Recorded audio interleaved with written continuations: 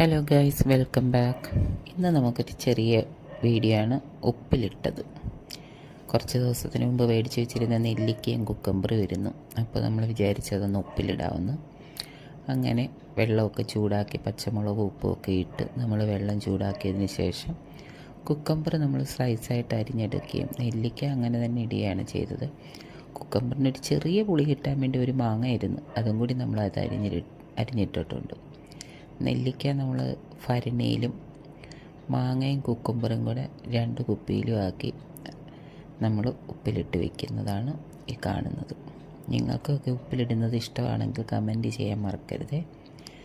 Subscribe ചെയ്യാനും share ചെയ്യാനും like അടിക്കാനും മറക്കല്ലേ.